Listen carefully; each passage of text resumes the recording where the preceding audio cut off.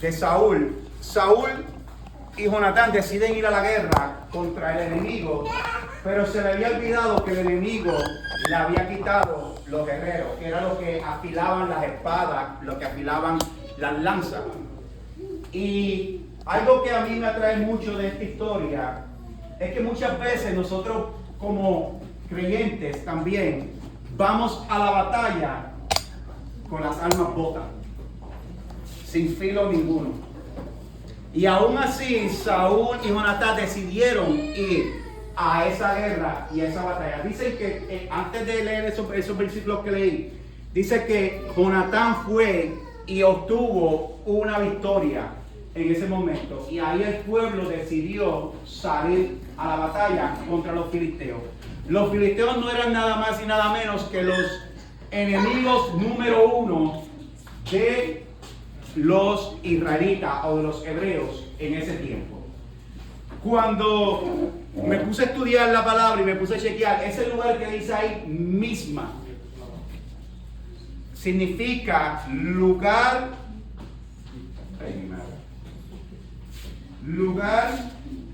donde el enemigo se amontona, lugar donde el enemigo llega y hace un campamento.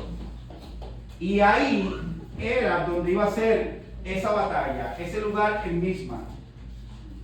Cuando se vieron en aprieto los israelitas, cuando vieron que no tenían armas ni armamento para pelear contra los filisteos, comenzaron a atemorizarse y se dieron cuenta que no tenían nada que buscar en una batalla o en esa pelea con los filisteos. Y una de las cosas que lleva esto y que lleva los hebreos a considerar esto es que ellos, por un rey que tomó una mala decisión, ellos estaban al filo de la espada y de la muerte. Cuando yo llevo esto a mi vida, yo tengo que considerar quiénes son los que me rodean y a dónde yo los estoy dirigiendo. Si yo los estoy dirigiendo al camino correcto o estoy haciendo como Saúl y los estoy llevando al filo de la espada para que los maten. Aún así Saúl prosiguió y decidió ir a la batalla, pero estos hebreos ya estaban atemorizados, tenían miedo, no tenían un armamento con que pelear.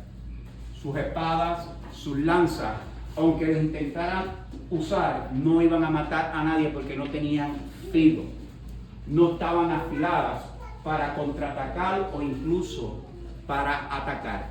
Y en esa parte incluye una toma de decisión que tomó el rey Saúl y su hijo Jonatán en ese momento de atacar a los filisteos. ¿Qué sucede? Que antes de atacar se supone que Saúl esperara que Samuel llegara para hacer un holocausto.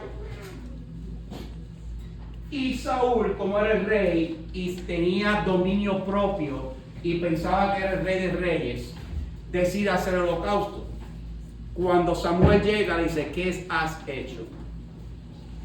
¿Por qué lo has hecho? Y dijo: tuve miedo, el pueblo estaba corriendo, el pueblo estaba bajo presión. Muchas veces nosotros hemos ido a una guerra que no nos toca pelear bajo presión. Hemos llegado a esta guerra, hemos situado y hemos querido ir a pelear, pero no tenemos verdaderamente las armas, porque estamos peleando bajo presión.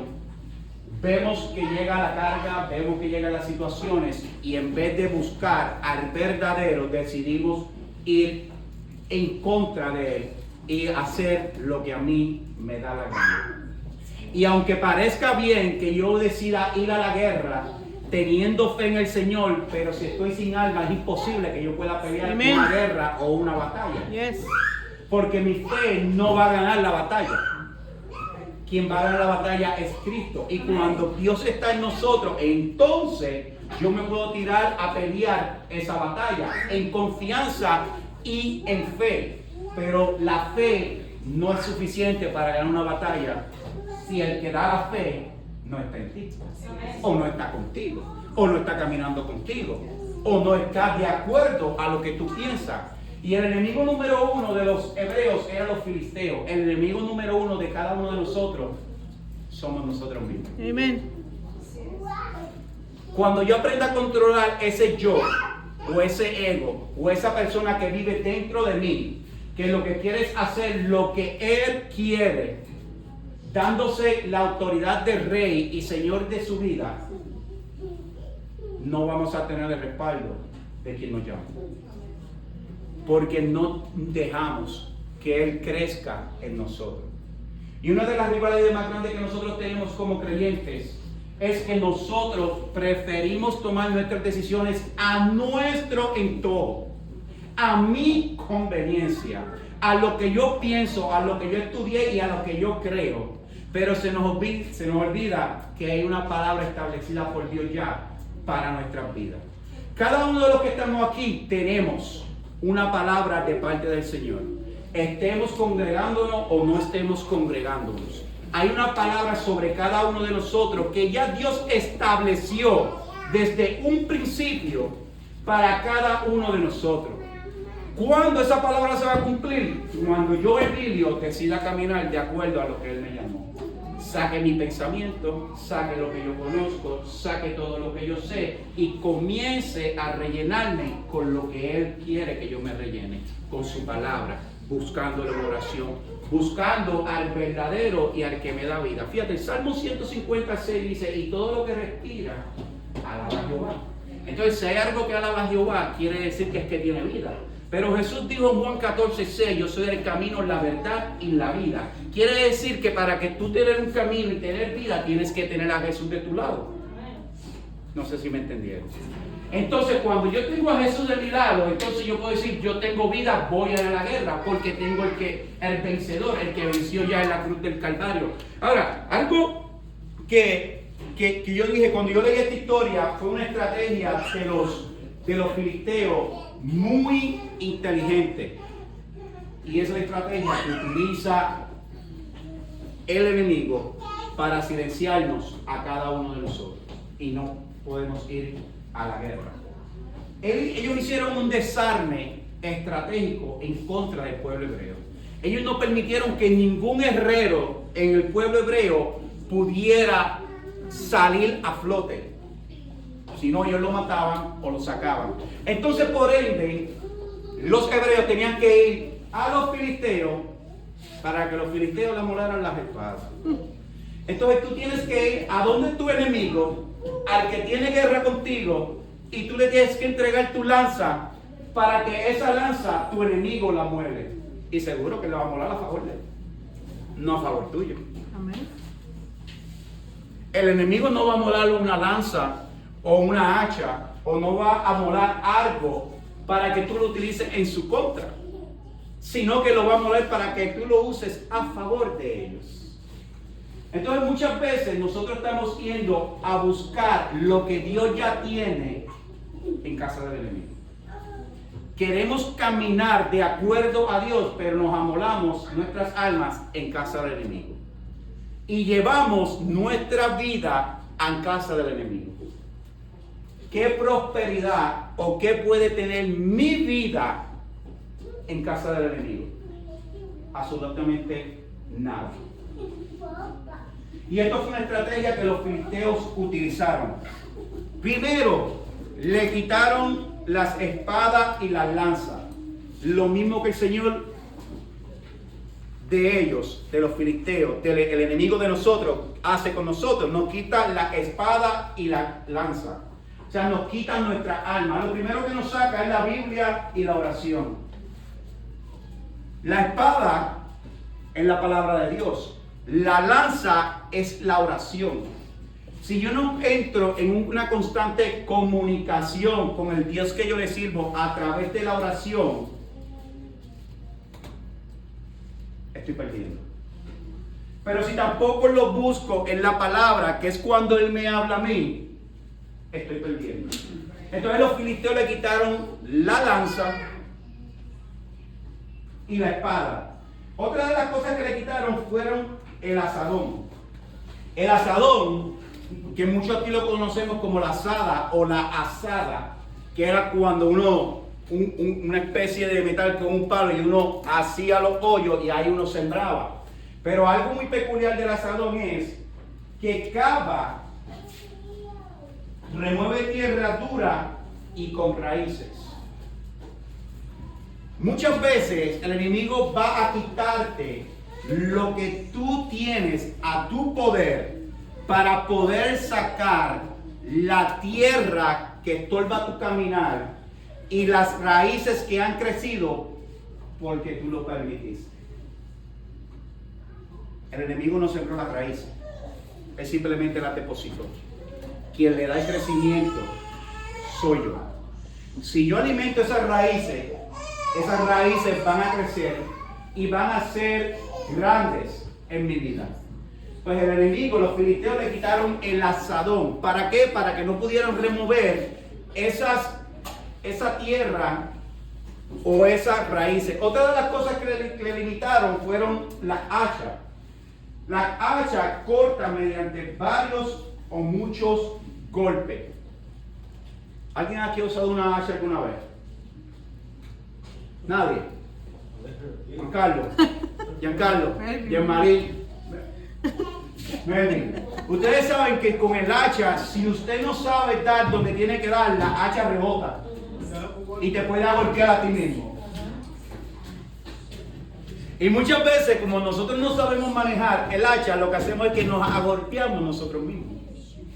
Pero sin embargo, cuando yo utilizo la hacha de acuerdo a como Dios dice que la tengo que usar, créame que 1 o 2 o 3 o no sé cuántos golpes tengamos que dar para poder partir o cortar eso que detiene el llamado que Dios tiene para cada uno de nosotros.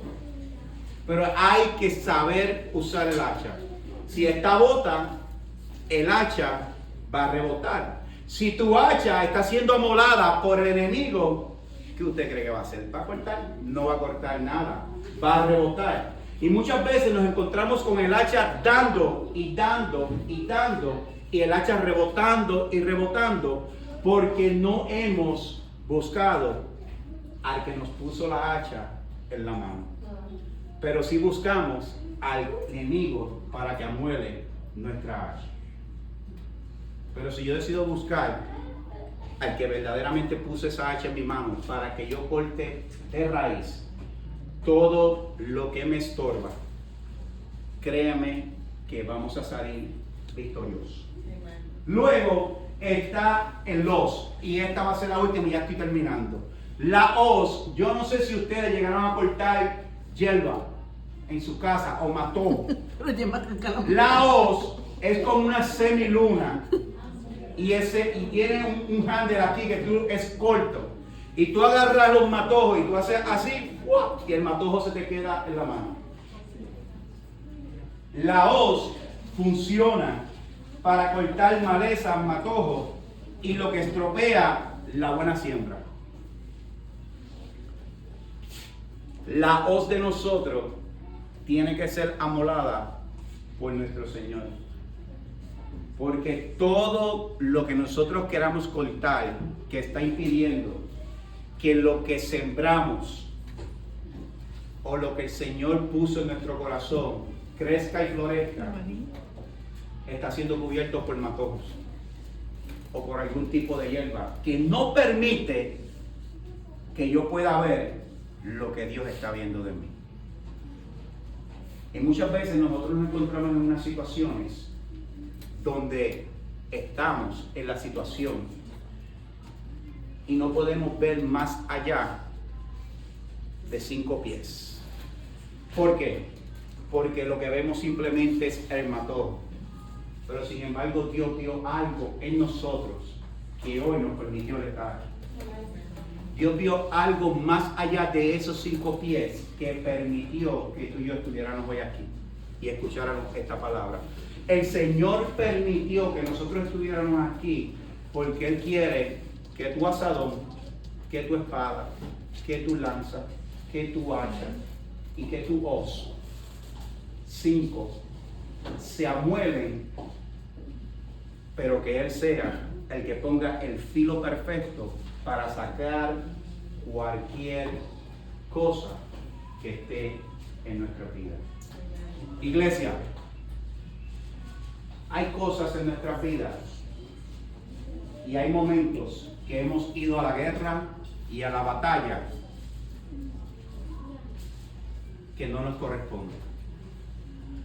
Hemos llevado armas, hemos llevado todo tipo para pelear en contra del enemigo, pero ninguna tiene el filo que debería tener. Porque hemos dejado que el enemigo sea el que amuele o afile esas armas y no Dios. Cuando nosotros decidamos como personas, como creyentes, depositar nuestras armas a la disposición del Señor, nuestra vida sí o sí tiene que haber un cambio. No va a ser perfecta. No es que no van a haber situaciones, no es que no van a haber guerra, no es que no se va a levantar el enemigo, pero sí te puedo decir que van a estar amoladas por el Rey de Reyes y Señor de Señores, al que nosotros le servimos. Es muy importante que entendamos hoy, aparte del compartir, dónde estamos llevando nuestras almas a afilar.